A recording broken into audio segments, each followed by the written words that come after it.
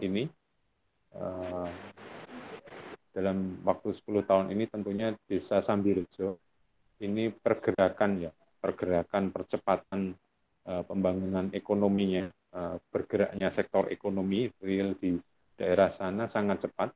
Yang ini juga di triggernya adalah salah satunya destinasi wisata, yaitu Taman Wisata Tebing Beksi yang baru dikembangkan sekitar tahun 2014 ya, 2014. Dan ini menjadi pijakan yang lentikan percepatan ekonomi, pertumbuhan ekonomi yang luar biasa. Dalam waktu sekian 7 tahun, 8 tahun ini, perkembangannya untuk baik itu untuk pendapatan asli desa maupun pendapatan masyarakat sekitar dengan adanya destinasi wisata Tebing Beksi ini sangat luar biasa daya bangkitnya, termasuk bisa memberikan stimulan untuk pengembangan destinasi ataupun jasa usaha pariwisata di sekitarnya. Nah, ini yang menjadi Tebing Beksi sangat berarti bagi masyarakat di Sambirejo. Dan yang dapat dipetik dari pengalaman Beksi ini adalah bergeraknya masyarakat bersama pemerintah desa. Nah, jadi dua sinergitas antara pemerintah desa sebagai pemilik aset, sebagai pemilik aset karena di Tebing Beksi itu asetnya kan dari milik dari pemerintah desa, tanah kas desa. Kemudian dikelola bersama dengan kelompok masyarakat setempat. Yang ini sinergitas ini membangun connectivity yang punya value ekonomi yang tinggi. Tambah lagi dengan dukungan dari pemerintah, baik itu pemerintah provinsi, daerah istimewa Yogyakarta maupun pemerintah Kabupaten Sleman. Dan juga banyak juga dari perusahaan, baik itu Telkomsel dan sebagainya yang ada CSR-nya masuk ke sana. Nah, ini yang memberikan percepatan untuk pembangunan pariwisata di Sambirejo, khususnya dengan stimulan adanya Tebing Beksi ini. Nah, dan tentunya dari Desa Sambirejo ini sudah mulai mempunyai gambaran ke depan dengan BUMDes-nya, dengan kerjasama aset SDM yang dimiliki masyarakat setempat yang sudah sekian tahun mempunyai pengalaman dalam mengelola tebing beksi. Kemudian muncul kompetitor-kompetitor lain, destinasi wisata lain yang baru ini sekarang ada di daerah mana itu Obelix Hills. Nah, ini yang menuntut masyarakat setempat untuk teman-teman dari desa Sambirejo, termasuk BUMDes-nya, termasuk teman-teman pelaku wisatanya, untuk semakin inovatif, menggali kreativitasnya untuk menciptakan sebuah atraksi baru. Entah itu di destinasi yang lama, dengan penambahan atraksi baru, atau di tempat yang menciptakan sebuah tempat destinasi baru. Nah, ini yang perlu teman-teman dari BUMDes maupun dari desa dan juga teman-teman Pokmas maupun Pok Darwis ini bisa menggali potensinya agar mempunyai karakteristik yang berbeda dengan destinasi yang lain.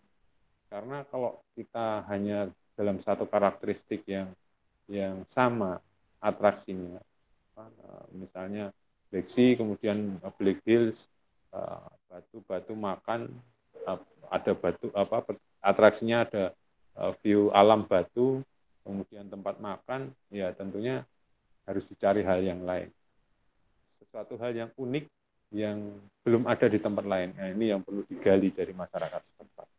Dan berbicara tentang destinasi wisata ataupun desa wisata, tentunya kita harus melihat juga aspek keberlambungannya. Tadi sudah disinggung di paparan di tema besarnya kebersinambungan. Nah ini yang perlu di pahamkan ke masyarakat. Tapi saya kira teman-teman Pokmas maupun BUMDes di Sambirejo sudah paham betul tentang arti dari kebersinambungan. Kebersinambungan tentunya yang pertama terkait dengan organisasinya. Nah, organisasinya di sini adalah pengelolanya, BUMDesnya, terus kemudian selain BUMDesnya juga Pokmasnya, bagaimana organisasi keduanya ini bisa bersinergi. Seperti halnya yang di Breksi antara BUMDes dengan Pokmas pengelolanya ada sinergitas dan kelihatannya dengan adanya porsi kue yang sangat bagus dan sangat prospektif ini memberikan kesadaran semua secara kolektif untuk menjaga bersama. Nah, kemudian mereka bergerak bersama untuk menjalankan organisasi sesuai tugas pokok fungsi masing-masing. Seperti halnya BUMDes itu kepanjangan tangan dari pemerintah Kelurahan Sambirejo, kemudian BUMDesnya juga mengelola asetnya dengan baik. Kemudian untuk manajemen operasional lapangan untuk pelayanan wisatanya dikelola oleh Pokmas teman-teman yang Lowo Ijo itu juga sudah menyadari betul sehingga kebersinambungan pengelolaan organisasinya bisa berlanjut terus. Nah, ini yang mereka jaga agar organisasi itu ada mekanismenya untuk menyelesaikan permasalahan internalnya, terus kemudian ada kaderisasi, ada sistem kaderisasi sehingga nanti setelah next periode berikutnya akan siapa yang menjalankan. Nah, ini estafet kepemimpinan itu tentunya juga harus diperhatikan di Pokmas karena pengalaman di beberapa tempat desa wisata di Sleman ada beberapa yang dulunya sangat bagus pengelolaannya, guyupnya luar biasa dan bergerak sinergitas masyarakat, tokoh masyarakatnya, kemudian penggerak wisatanya di desa wisata tersebut bagus awal-awalnya. Tapi begitu generasi yang eranya itu sudah mulai kurang produktif lagi, nah kaderisasi yang dilakukan kurang baik. Nah ini yang menyebabkan sehingga desa wisata itu yang dulunya sudah mandiri, kemudian turun grade menjadi berkembang atau bahkan masuk dalam karena tidak ada aktivitas menjadi rintisan atau beku. Nah, ini yang perlu diperhatikan dari teman-teman desa Sambirejo untuk selalu memperhatikan proses regenerasi dalam organisasi, terutama Pokmas, kelompok masyarakat. Nah, ini yang perlu dijaga betul. Jangan sampai pada suatu titik nanti ini menjadi penurunan karena kurangnya SDM yang cukup mempunyai pengalaman untuk berinovasi, bergerak maju ke depan, mengelola aset wisata. Ini yang perlu diperhatikan. Kemudian selain organisasi, tentunya juga atraksi yang berkelanjutan. Atraksi yang berkelanjutan ini tentunya tidak hanya perlu dinamis, perlu hal yang dinamis untuk menjadi sebuah daya tarik bagi wisatawan. Karena kalau atraksinya tidak dinamis, maka orang yang sudah pernah ke situ nanti akan hanya sekali aja ke situ. Tidak ada sebuah harapan untuk wah di sana ada yang baru. Di tempat kemarin yang saya singgah dulu ada atraksi ini, sekarang ada yang baru lagi dan saya ingin pengalaman baru untuk menikmati atraksi itu. Nah, atraksi bisa didapat dengan kondisi alam ya, kondisi alam lingkungan di sana yang memang supporting untuk sebuah destinasi wisata, atau juga bisa budayanya dengan budaya keseniannya, budaya adat istiadatnya. Ya, ini yang perlu digali untuk memberikan warna aktivitas dari sebuah destinasi wisata. Karena orang datang seperti panjenengan semua, mbaknya, ini mbak semua ya? Atau ada yang cowok ini? Mbak semua kelihatannya, 1, 2, 3. Ya. Ini tentunya perlu sebuah tim kreatif untuk dari kelompok masyarakat itu untuk memetakan poin-poin sumber daya alam yang bisa dieksplor, tetapi tetap dalam batasan pemanfaatannya ramah lingkungan. Kemudian bisa menemukan yang baru, spot-spot baru untuk menjadi sebuah atraksi. Nah, tentunya atraksi alam ini harus disupport betul dengan aktivitas yang lain dari masyarakat setempat. Itu bisa budaya, bisa kesenian, upacara adat, dan lain-lain. Nah, ini yang saling mengisi sehingga wisatawan yang datang di panjenengan berwisata tentunya ingin ada pulang itu ada sebuah pengalaman, ada sebuah experience yang bisa membuat panjenengan semua merasa mendapatkan sesuatu hal yang baru. Ini yang perlu digali dari teman-teman untuk bisa menggali, memetakan potensinya. Termasuk kuliner. Nah, kuliner ini juga sesuatu yang mungkin sering tidak terperhatikan oleh orang, hanya semisal kita ke Gunung Kidul lah. Hal apa yang menjadi khas di sana? Masih kuliner yang sedikit ekstrim adalah belalang. Orang ingin mencoba belalang, gimana ya rasanya makan belalang. Terus kemudian tiwul dan sebagainya, itu yang menjadi makanan khasnya. Kemudian yang di daerah Kulon Progo ada geblek. Nah, ini sehingga ada beberapa tempat yang menjual geblek dan dengan berbagai olahan variannya. Kemudian kalau di Sleman, di daerah Godean ada belut. Di daerah Sleman Utara, Kaliurang ada jadah tempe. Di daerah Sleman Timur, Kalasan, Prambanan ada ayam goreng, Kalasan, Bu Bre. Nah, ini yang harus teman-teman pelaku wisata daerah Desa Sambirejo ini untuk bisa menggali potensinya. Punya makanan khas apa sih daerah itu? Sehingga ini menjadi sebuah ikon yang bisa dijual. Nah, jadi teman-teman untuk membuat sebuah destinasi wisata ataupun desa wisata yang berkelanjutan, tentunya sudah punya roadmap, ya, roadmap untuk jangka pendek, jangka menengah, jangka panjangnya. Itu akan melakukan apa saja, sehingga kontinuitas proses pembangunan pengelolaan destinasi ini terkonsep betul, sehingga tidak ada tambal sulam, tidak ada bangunan-bangunan yang tiba-tiba dipaksakan ada. Nah, ini yang perlu digali, termasuk potensi-potensi kuliner, budaya, dan lain-lain. Kreasinya di semakin hari, semakin ke depan, tentu harus ada inovasi yang diberikan. Nah, inovasi ini yang diharapkan bisa memberikan pengalaman atau experience baru bagi wisatawan.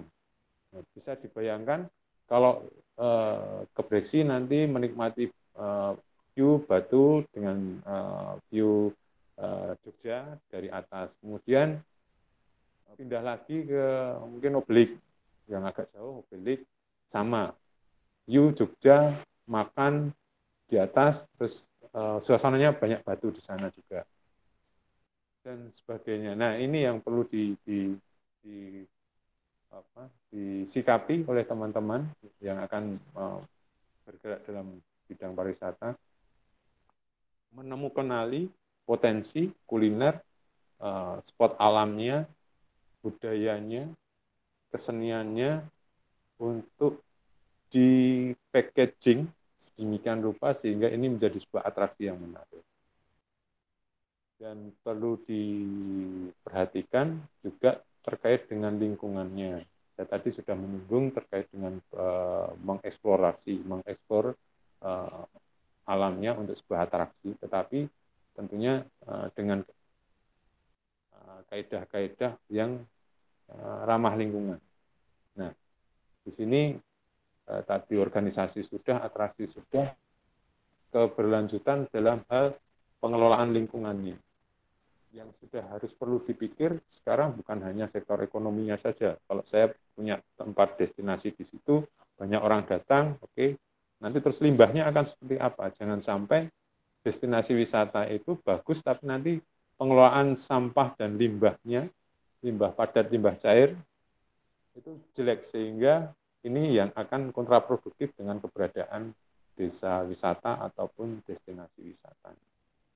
Nah, ini apalagi di daerah Sleman Timur seperti di Sambirejo, itu rata-rata kondisi lingkungan alamnya dia kedap air ya karena batu. Nah, ini berarti perlu penanganan khusus untuk pengelolaan limbahnya. Jangan sampai nanti sudah banyak yang datang, limbahnya belum terkelola dengan baik, hanya dibuang. Nah, ini menjadi permasalahan yang kontraproduktif dengan keberadaan destinasi wisata. Pengelolaan limbah ini bisa dilakukan dengan berbagai treatment dengan teknologi yang ada. Kalau untuk limbah cair mungkin menggunakan ipal komunal dan sebagainya. Nah, ini untuk mengolah air limbah ini, bagaimana limbah ini bisa terrecycle dengan baik. Terus kemudian karena di daerah sana itu air relatif sulit pada musim-musim tertentu, terutama di musim kemarau. Nah, jadi air ini digunakan untuk wudhu, digunakan untuk pengolahan di dapur dan sebagainya, kemudian toilet dan lain-lain. Nah, ini kemudian bisa didaur ulang, di recycle dengan ipal komunal ini, sehingga untuk air yang sudah ditreatment bisa digunakan untuk menyiram tanaman, memelihara lingkungan setempat untuk bisa lebih hijau lagi. Nah, ini yang perlu dipikirkan sehingga konsepnya tidak hanya sebatas menikmati pemandangan alam dan budaya, tapi juga ada unsur pengelolaan lingkungan yang sudah baik, termasuk limbah recycle tadi. Ini bisa menjadi sebuah storytelling sendiri bagi wisatawan bahwa kami meng-create limbah ini menjadi sebuah media untuk merawat tanaman misalnya. Nah, ini kan menjadi atraksi tersendiri dan bisa menjadi sebuah wisata edukasi di daerah itu. Nah, hal-hal itu yang perlu diperhatikan oleh teman-teman pengelola. Kemudian terkait dengan pasar, ya, terkait dengan pasar. Pandemi ini tentunya berdampak luar biasa terhadap pasar ya, pasar wisata bukan hanya di Sleman, tetapi di DIY di Indonesia. Pola-pola perjalanan wisatawan juga akan berubah dari sebelum pandemi dan sesudah pandemi. Yang dulunya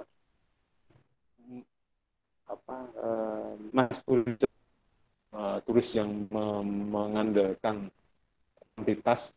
Jadi misalnya anak SMA, SMP, SD 2, 3 bis, 5 bis ya. Nah, besok itu akan terredus menjadi lebih ke paket-paket kecil, keluarga, couple, atau solo, terus sendirian melakukan perjalanan wisata. Nah, ini yang perlu ditangkap juga dari teman-teman pengelola wisata maupun di desa wisata untuk bisa merespon ke depan ini apa ya strategi apa yang harus dilakukan untuk menuruti atau memenuhi pasar yang akan tercipta besok. Nah, seperti halnya di Obelik Hills kemarin pada saat awal pembukaan itu sebelum tutup, yang datang kebanyakan keluarga, 1 mobil, 2 mobil keluarga. Nah, dan saya kira ini yang perlu direspon. Prospek ke depan sudah tidak berbicara tentang mass tourism, tapi kita bagaimana menangkap peluang quality tourism yang berupa couple, keluarga, atau perjalanan orang, hanya 1 orang, 2 orang. Dengan tentunya yang dijual adalah sebuah kualitas servicesnya, kualitas layanannya. Sehingga kalau dulu 1 bis itu makan seadanya, ya kalau keluarga kan tentunya tergantung kita bisa mengemas paket. Nah, seperti halnya saya beberapa waktu lalu dengan anak saya karena saya tinggal di daerah, saya tidak sombong ya, daerah perkotaan, di daerah Sleman Timur, utara Ring Road, nah, masih kilometer 7, ya, masih rame lah, masih perkotaan daerah. Itu anak saya nggak pernah melihat orang menggembala kerbau, menggembala sapi. Sehingga saya dengan teman-teman desa wisata banyak ngobrol, kemudian ada yang bilang, wah anak kur sapi gue ngaku, itu menjadi atraksi di tempat saya. Kemudian saya mencoba mengajak anak saya untuk mewujudkan impiannya untuk mengembalakan sapi, mengembalakan kerbau waktu itu, dan memandikan kerbau di sawah, di sungai. Saya melihat anak saya senang sekali dengan menuntun kerbau dengan talinya itu, jalan-jalan di sawah, terus kemudian dia bawa ke sungai, terus dimandikan oleh dia kerbaunya itu. Saya bersedia untuk merogoh kocek makan, jadi menangkap ikan, kemudian ikan yang sudah ditangkap itu diolah, digoreng, terus kemudian ada ayam juga, itu sampai 1 paket itu untuk 5 orang itu 750.000. Nah, saya hanya makan olahan ayam untuk 5 orang, saya merogoh kocek 750.000 karena ada atraksi yaitu membawa sapi, memandikan, terus menangkap ikan. Nah, hal-hal seperti itu yang perlu dieksplor oleh teman-teman. Dibuat sebuah paket yang menarik, dibuat sebuah paket yang menghibur keluarga. Bisa membayangkan kalau misalnya saya beli ke pecel lele itu 1 nila itu berapa, kemudian ke ayam goreng utuh itu berapa, kemudian sayurnya itu berapa, tidak lebih dari 100.000 untuk 5 orang. Saya kira 150.000 sudah sangat cukup untuk 5 orang makan nila dan ayam dan sebagainya. Tapi dengan packaging yang dikemas demikian rupa, untuk 5 orang dijual 750. Nah, ini yang perlu diperhatikan. Termasuk ada hal yang baru di teman-teman pengelola desa wisata Penting Sari di daerah Cangkringan. Itu ada komoditas coklat di sana, pohon coklat, kemudian pohon kopi juga. Kemudian ibu-ibunya berupaya untuk belajar mengolah biji coklat. menjadi sebuah komoditas yang nantinya bisa menjadi oleh-oleh dan prosesnya bisa dijadikan atraksi. Nah, ini yang perlu digali juga. Dengan tanaman lokal yang ada di tempat, dengan kemampuan lokal masyarakat untuk mengolah, tentunya ini menjadi sebuah keseharian budaya yang ini juga bisa menjadi berkesinambungan sebagai sebuah atraksi. Nah, ini yang perlu digali dari teman-teman. Dan selain itu, untuk yang lain, saya kira di masa pandemi besok, CHSE ya, Binles, kebersihannya harus dijaga. Tentunya destinasi wisata tidak bisa untuk tidak bersih. Jadi desa wisata di beberapa tempat memang mempertahankan keasliannya sebagai karakternya. Tetapi tidak berarti sebuah empang, sebuah rumah, sebuah komplek perkampungan lokal masyarakat itu apa adanya. Tapi yang penting adalah penataan dan kebersihan, sehingga dilihat itu asli, indah, dan sebagainya. Itu kebersihannya, C, H, kesehatan, healthy. Tentunya dari kesehatan ini menjadi sebuah faktor yang sangat diperhatikan oleh calon wisatawan, terutama di pasca nanti era pasca pandemi ini. Bagaimana keamanannya, kami dari Kabupaten Sleman tentunya berupaya untuk meyakinkan kepada wisatawan bahwa Anda ke Sleman itu wisatanya berwisata aman. Karena kami telah memberikan edukasi terhadap pengelola destinasi wisata maupun pengelola desa wisata terkait dengan kesehatan, pencegahan COVID, protokol kesehatan sudah kita siapkan dan sebagainya. Ini untuk membangun trust ya, membangun trust kepada wisatawan. Jadi sudah kesehatan, CHS, safety ya, safety termasuk tadi pelatihan kita di daerah Sleman itu ada ancaman bencana Merapi, ada ancaman tanah longsor di daerah timur, kemudian di banjir. Nah, kita juga sudah melakukan pelatihan ke semua pengelola desa wisata, pengelola destinasi wisata untuk mensikapi kondisi tanggap darurat, manajemennya akan seperti apa. Termasuk menyiapkan SOP-nya. Kalau misalnya baru berrekreasi di daerah misalnya Klangon atau di daerah Kaliadem, Bangker, kemudian Merapi Batuk, apa yang harus dilakukan?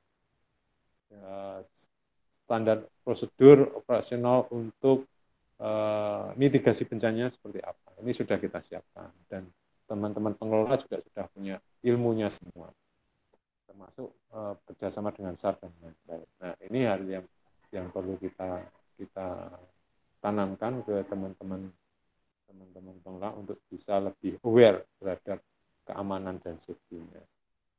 Kemudian CHSE, E-nya ada yang terakhir, environment tadi, terkait dengan pengolahan lingkungannya yang baik, sehingga ini menjadi sebuah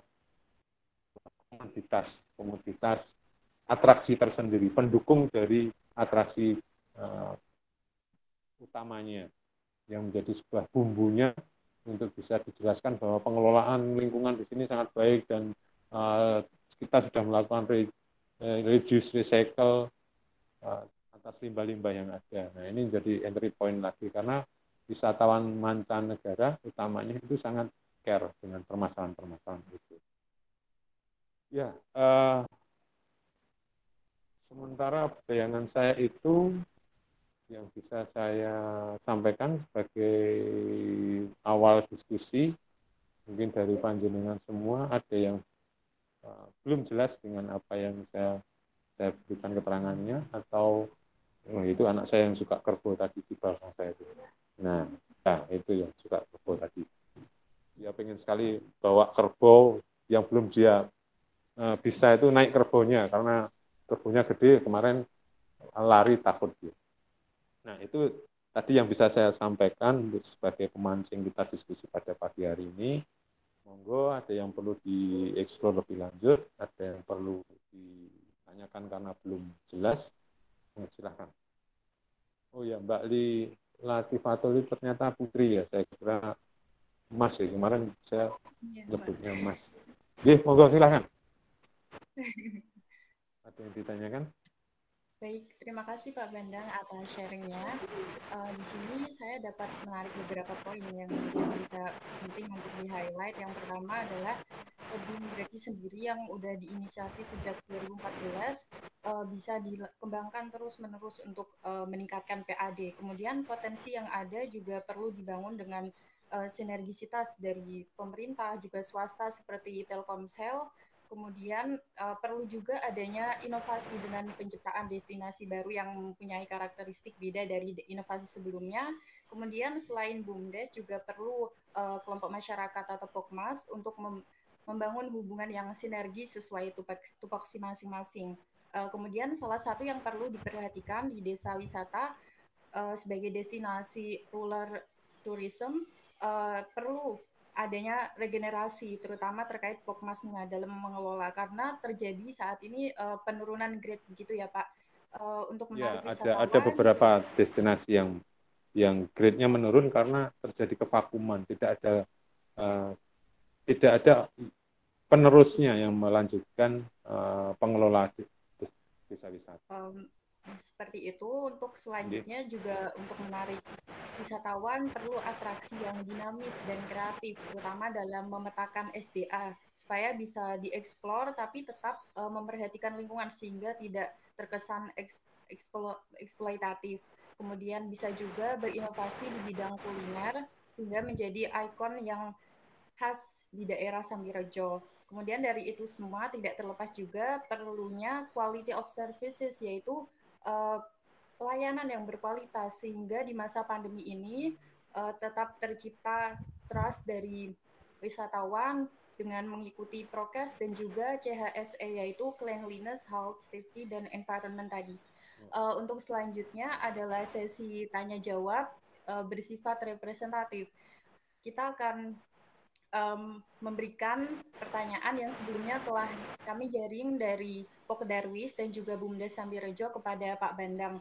Di sini terdapat 3 pertanyaan. Yang pertama adalah seperti yang telah kita ketahui, saat ini kita sedang dilanda pandemi COVID-19, yang mana kondisi ini membawa dampak pada masalah promosi pariwisata yang tidak bisa segencar saat aktivitas fisik masih leluasa.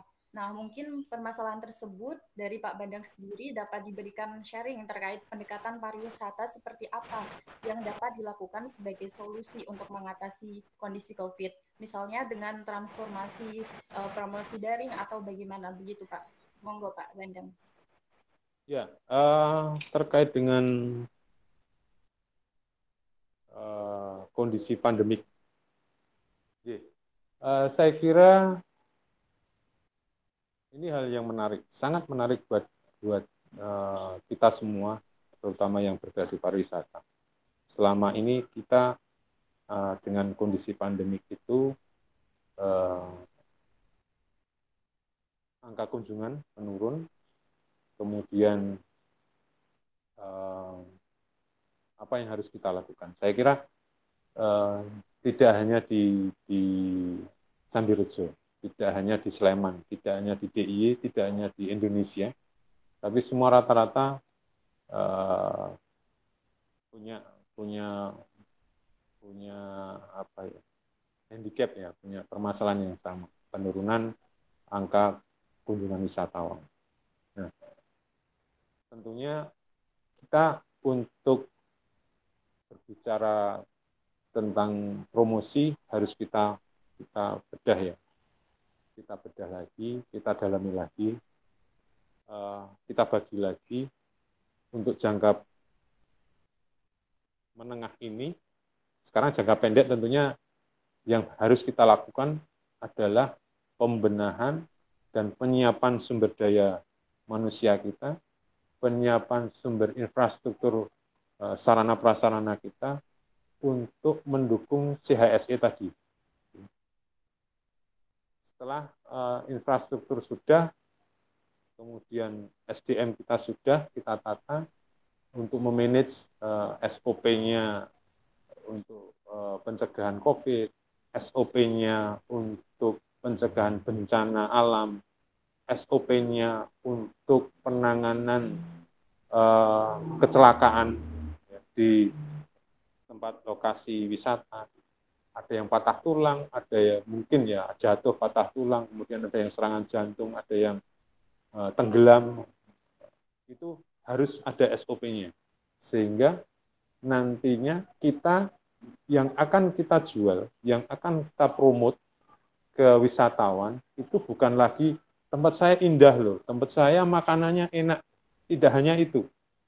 Tidak hanya itu. Tetapi termasuk kesiapan kita untuk mengantisipasi hal-hal yang tidak baik.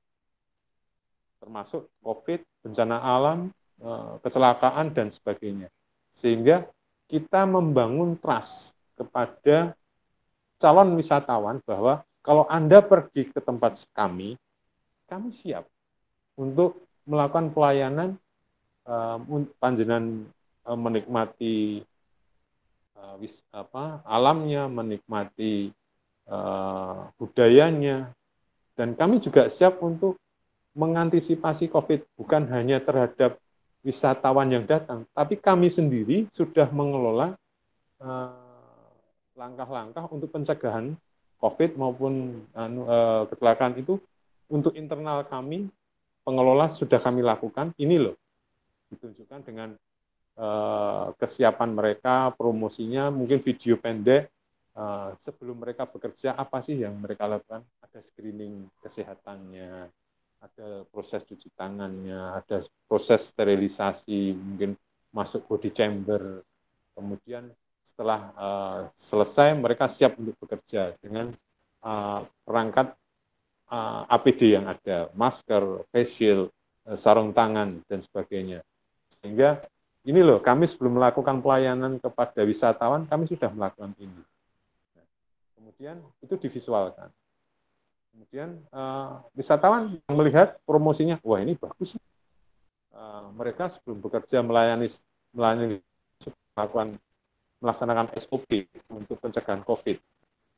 Kemudian ada juga video yang memperlihatkan mereka kesiapan mereka menangani sebuah tanggap darurat kecelakaan dari wisatawan. Wah, berarti kalau saya ada apa-apa di sana, penanganannya bagus. Kalau saya ada kecelakaan, saya terjadi kepada diri saya, pengelola di sana sudah bisa melakukan penanganan dengan secara profesional. Patah tulang seperti apa, kemudian serangan jantung seperti apa yang dilakukan. Kalau ada yang susur sungai kemudian tenggelam, treatmentnya seperti apa.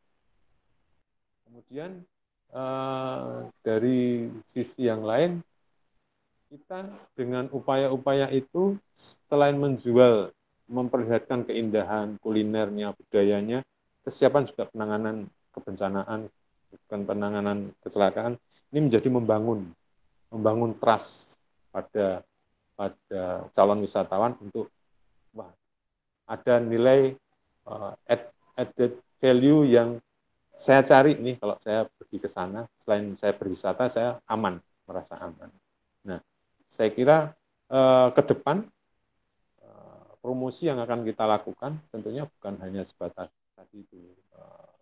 Kalau dulu kan video-video beauty tentang alamnya, tentang keramahan, tentang apa, tetapi besok kita akan tambah dengan video-video tentang kesiapsiagaan kita untuk menangani hal-hal kedaruratan. Nah, itu ya yang saya kira strategi promosi kita, saya kira itu. Kemudian dari jangka pendeknya tentunya pangsa pasar regional dulu yang kita sasar. Di Jateng, kemudian setelah lebih kondusif lagi, kondisinya tentunya untuk kota-kota besar, Jakarta dan sebagainya, Surabaya, Jawa Timur, Jawa Barat. Nah, setelah itu nanti lebih kondusif lagi, pasar internasional dibuka, nah, kita tentunya akan mengemas promosi wisata itu untuk skala yang internasional, apalagi internasional, dia membutuhkan standar trust yang luar biasa, termasuk teman-teman di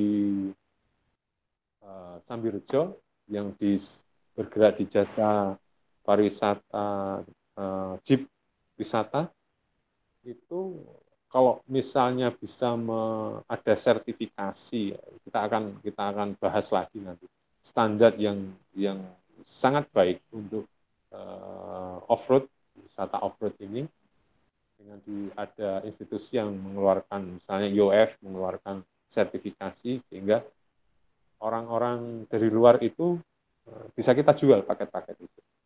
Dan mereka punya standar standar safety yang lebih tinggi daripada wisatawan lokal. Biasanya seperti itu. Dia minta untuk sertifikasinya mana nih, standar internasionalnya. Makanya di Bali itu ada yang main ayunan itu yang sangat panjang, terus kemudian dia di bukit itu dia berayun di bukit, itu bayarnya mahal. Yang mahal bukan karena tenaganya untuk melaksanakan atraksi itu, bukan untuk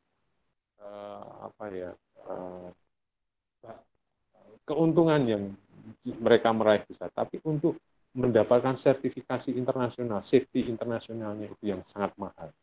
Karena semuanya harus dari materialnya, kemudian SOP-nya dan sebagainya. Sebelum dia diayun itu harus apa yang sudah dicek dan sebagainya. Nah ini yang SOP ini yang mahal itu yang di situ, untuk menjamin keselamatan dengan tingkat resiko yang tinggi, tetapi dengan keselamatan yang tinggi juga. Nah ini yang perlu kita dalami bersama. Kita punya komitmen bersama untuk memberikan services yang ekstra tadi itu yang sudah disebutkan.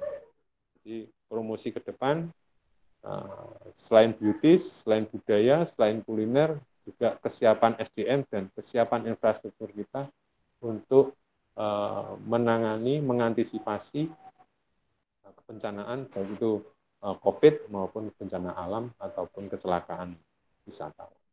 Mungkin itu jawaban saya untuk yang pertama.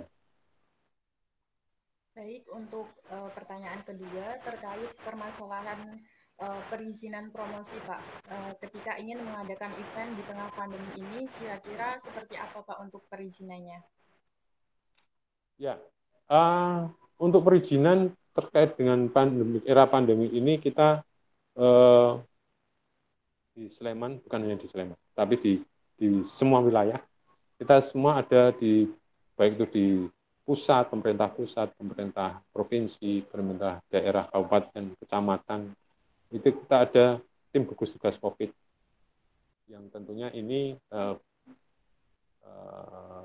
melaksanakan tugas untuk mengendalikan penyebaran COVID di wilayah. Nah, event itu tentunya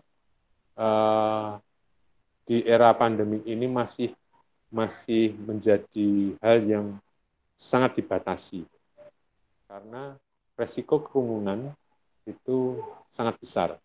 Dengan adanya kerumunan, tentunya resiko penyebaran juga sangat besar. Nah, ini yang perlu disikapi. Hanya ada mekanisme dalam kondisi yang sudah nanti lebih kondusif, tentunya ada mekanisme yang harus dilaksanakan oleh pengelola event. Seperti hanya CHSE tersebut tadi, kemudian ada protokol-protokol kesehatan yang harus dilaksanakan. Nah, ini ada standarnya. Di Kementerian Pariwisata dan Ekonomi Kreatif RI sudah mengeluarkan panduan untuk pelaksanaan event. Jadi pengelolaan event itu untuk terkait dengan COVID sudah dibagi fasenya, baik itu pra pelaksanaan, saat pelaksanaan, maupun pasca pelaksanaan. Kemudian dari ketiganya itu di breakdown lagi menjadi pengelolaan untuk manajemen sendiri, SOP untuk manajemennya, untuk operatornya, pelaksana eventnya itu seperti apa, petugas lapangan seperti apa, petugas manajerial panggungnya seperti apa, itu sudah diatur. Kemudian petugas tiketnya, petugas pengatur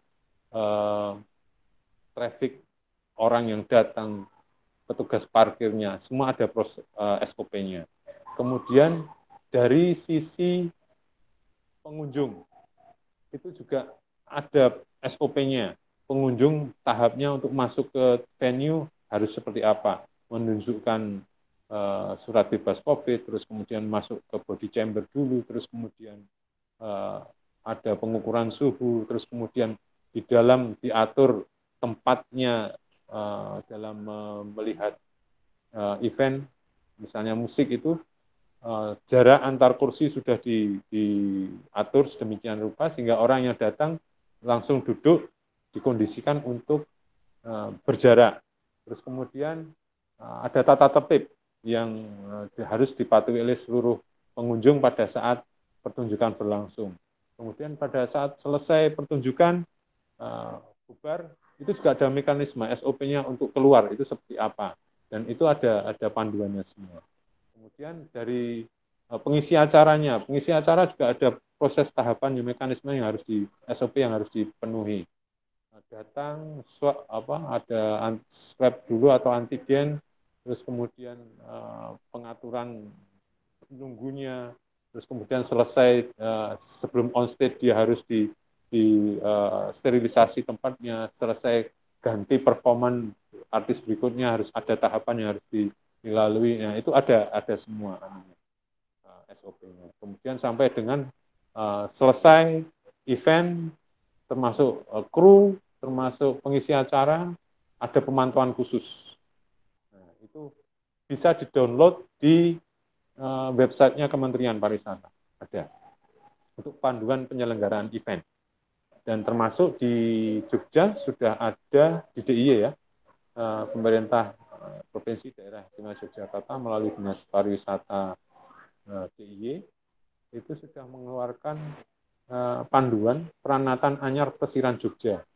Jadi kalau Anda berwisata di Jogja atau event di Jogja, panduannya seperti apa. Nah, tetapi sekali lagi, event itu bisa dilaksanakan dengan kondisi syarat-syarat tertentu terkait dengan kondisi COVID.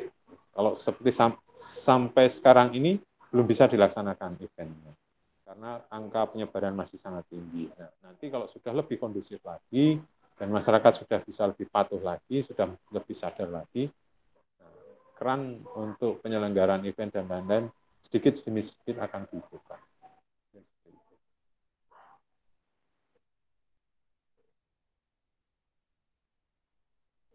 Oke, ada yang lain?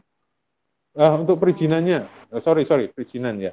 Perizinannya tentunya untuk penyelenggaraan event nantinya setelah kondisi lebih kondusif, tentunya dari penyelenggara event mengajukan surat permohonan untuk dilaksanakan event kepada Ketua Tim Gugus Tugas COVID. Kalau memang skopnya event itu besar, ya tentunya di Sleman, Kabupaten Sleman atau di provinsi. Nah, dari surat pengajuan itu dilampiri dengan proses SOP yang tadi saya sudah cerita banyak tadi.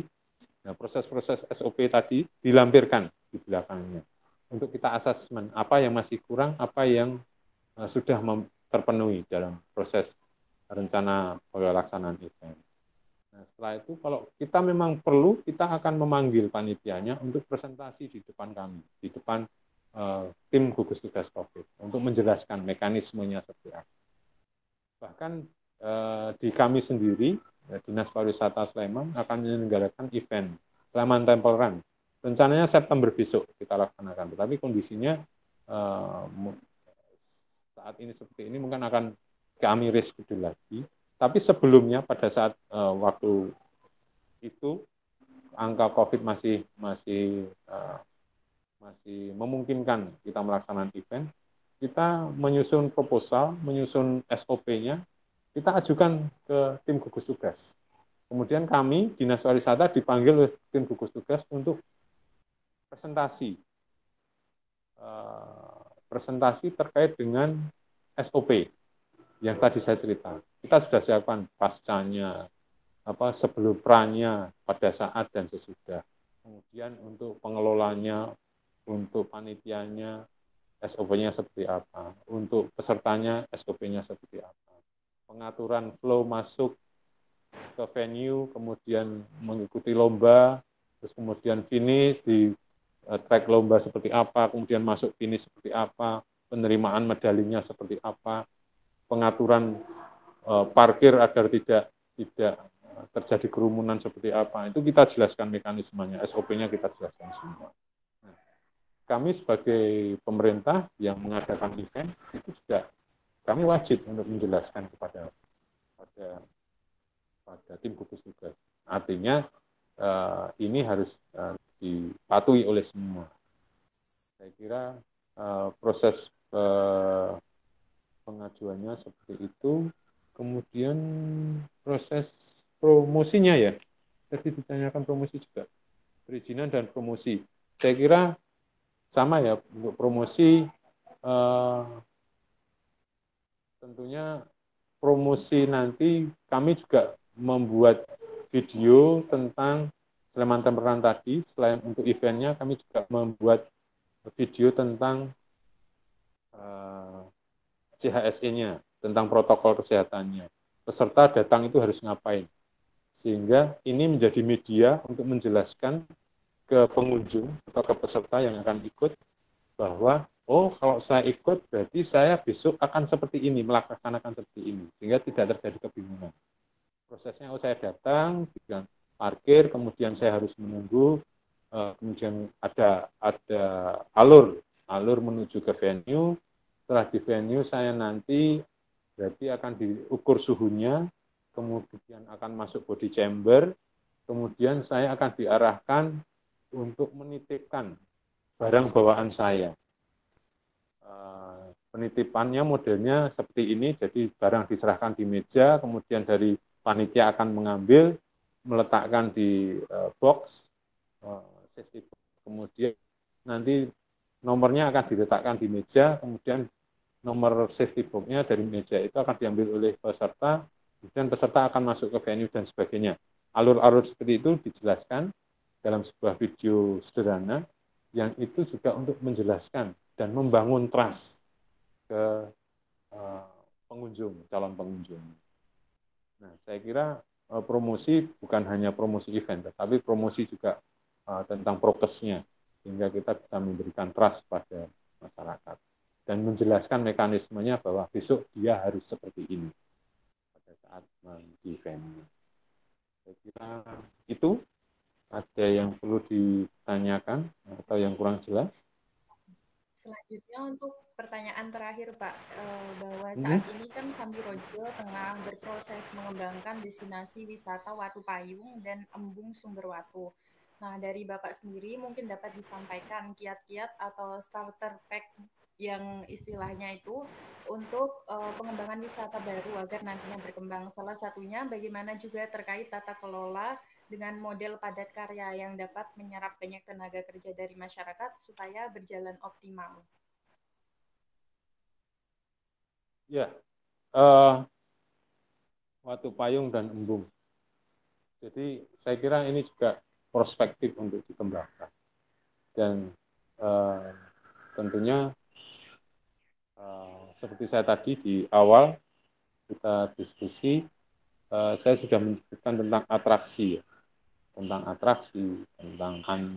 pemetaan potensi SDN-nya,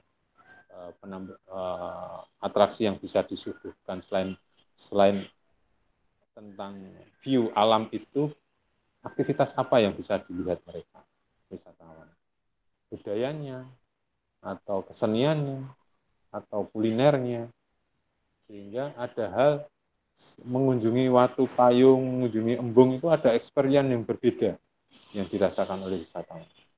Bisa dibayangkan kalau yang disuguhkan itu sama antara tebing gresik dan Watu Payung. Jadi biasanya orang akan ke satu destinasi utama dulu, kemudian ke destinasi yang lain, atau ke destinasi yang lain dulu, baru ke destinasi utama. Nah, kalau sebuah destinasi itu belum bisa kuat menarik wisatawan secara khusus pergi ke destinasi itu, ya jadikan dia buffernya. Yang harus dilakukan yang lain adalah membuat interlinkage antara destinasi satu dengan yang lain. Saya melihat di desa Sambirejo sudah punya potensi yang luar biasa. Jeep wisata Siva Platu. Nah, ini yang akan menginterkoneksikan satu destinasi dengan destinasi yang lain. Hanya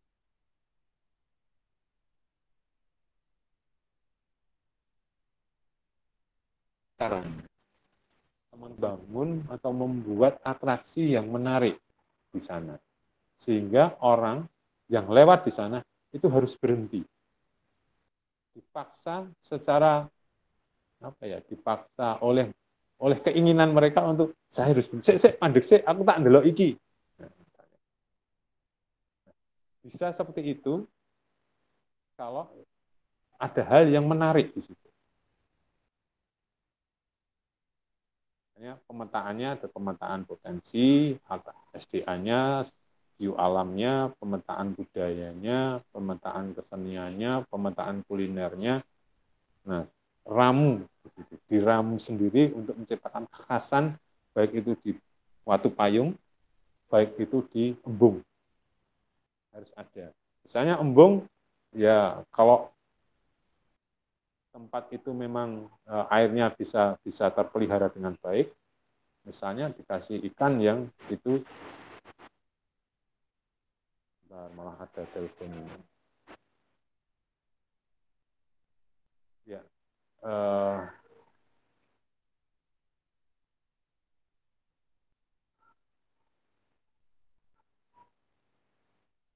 ya harus ada upaya untuk memetakan, mengemas embungnya tadi, misalnya airnya juga bagus, bersinar tidak surut, tidak hilang, tidak habis, itu misalnya ada ikan koi di situ, terus kemudian orang menjual makanan ikan di situ pelet, satu bungkus kecil itu 1.000 misalnya, padahal itu harganya kalau di pasar cuma 200, nah artinya kan sudah untung 800 untuk satu bungkus kecil, kasih makan. Yang ngasih makan pengunjung, ikannya kita yang gedein pengunjung. Artinya kan kita tidak melakukan perawatan apa-apa, misalnya seperti itu. Tapi itu menjadi sebuah atraksi. Nah, hal-hal seperti itu yang perlu digali, ya tidak sesederhana itu, tetapi gambarannya yang simpel itu seperti itu. Harus bisa memetakan, menggali potensi, kemudian mengemas itu menjadi sebuah atraksi yang menarik, nanti dibantu dengan teman-teman Siva Platu menjual paket-paket interkoneksi dari destinasi satu ke tempat yang lain. Nah, kalau misalnya itu bisa terwujud dengan baik dan termanage dengan baik, baik itu destinasi baru Watu Payung ataupun Embung tadi, Siva Platu wisata tadi bisa interkoneksikan satu dengan yang lain, dikelola dengan baik, nanti kan akan viral. Nah, viral ini yang akan mengundang orang untuk ke destinasi yang baik itu yang Watu Payung, yang Embung tadi. Samping itu, pengelolaan lingkungan juga CHSE tadi itu. Modal utamanya adalah CHSE. Kemudian pengemasan atraksi. Saya kira itu kalau masukan saya. Untuk padat modal dan lain-lain. Ya, saya kira tergantung policy dari pemerintah desa setempat, karena dalam hal ini Sambirejo. Karena untuk Embung, saya kira itu asetnya dari milik, kalau tidak salah milik kelurahan, kalau tidak salah, tanah khas desa untuk Embung. Kalau Watu Payung saya kurang paham. Hanya memang kalau akan di padat modal, ya tentunya harus dipilah dulu sumber dana padat modalnya dari mana. Kalau itu investor, ya investasi dari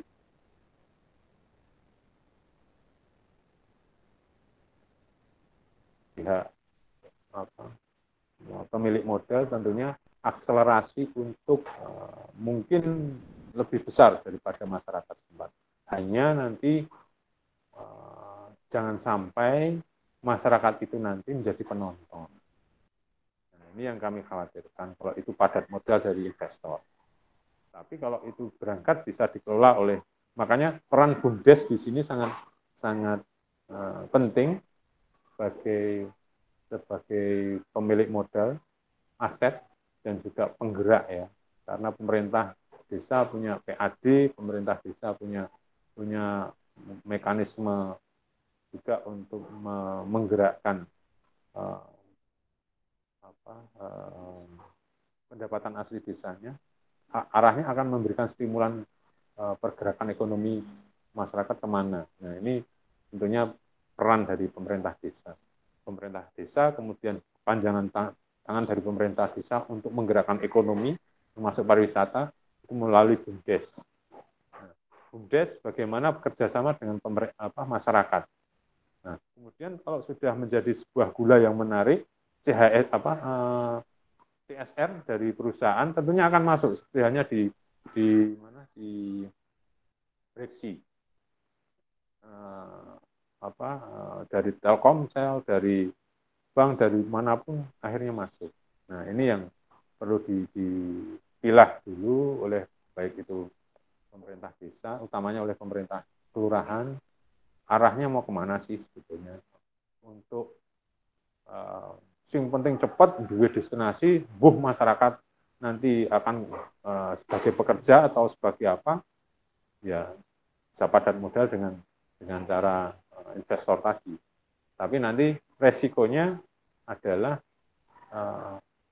masyarakat akan menjadi pekerja, bukan pemilik. Atau masyarakat bahkan mungkin menjadi penonton. Atau itu diserahkan oleh Pokmas, sehingga seperti halnya Breksi. Percepatannya tidak secepat kalau investor, tetapi bergeraknya pasti dan memberikan kemaslahatan untuk masyarakat secara lebih banyak misalnya. Nah, ini kan yang perlu banyak best practice yang sudah kita hadapi, yang sudah kita bisa jadikan referensi, mana yang dikelola oleh padat modal investor, pertumbuhannya cepat sekali, baik untuk pertumbuhan ekonomi secara makronya, tapi added value buat masyarakat bagaimana. Kemudian kalau untuk yang dikelola oleh Pokmas, tentunya agak sedikit lambat untuk pengembangan destinasinya, tetapi added value bagi masyarakat seperti apa. Nah ini tergantung policy, tergantung kebijakan dari pemerintah kelurahan tentunya. Saya kira terkait dengan padat modal itu dan untuk pengajuan pembangunan ya nanti pemerintah kelurahan yang bisa memberikan stimulan untuk pembangunan sarana prasarana kabupaten atau pemerintah provinsi daerah istimewa Yogyakarta juga bisa. Bahkan kementerian kalau memang prospektif bisa dibantu. Halnya yang ada di Breksi. Mungkin seperti itu. Yang nomor 3 jawaban saya. Baik, terima kasih Pak Bandang. Pertanyaan tersebut adalah pertanyaan terakhir. Dari yang telah Bapak sampaikan, dapat saya simpulkan beberapa hal yang bisa digarisbawahi. Yang pertama, penting untuk wisatawan itu diberikan experience atau pengalaman, kemudian destinasi wisata memiliki nilai tambah, kemudian bagaimana membangun trust, kemudian kualitas pelayanan, dan berinovasi sehingga menciptakan kekhasan di Sambirejo. Serta di masa pandemi ini penting pula untuk menekankan CHSE tadi. Seperti itu, sekali lagi saya ucapkan terima kasih kepada Pak Bandang atas sharing dan waktu yang telah diluangkan untuk berbincang bersama kami di sini. Saya sebagai moderator mewakili seluruh panitia memohon maaf apabila terdapat kekurangan baik teknis maupun di luar hal tersebut. Semoga kita senantiasa berada dalam kondisi sehat dan semoga pula acara ini nantinya dapat menjadi jembatan kebermanfaatan secara nyata, secara implementatif walaupun acara ini dilaksanakannya secara virtual sehingga tidak bisa bertemu langsung dengan Pokdarwis dan juga Bumdes Samirajo. Demikian untuk Pak Bandang diperbolehkan untuk meninggalkan Meet. Terima kasih, Pak.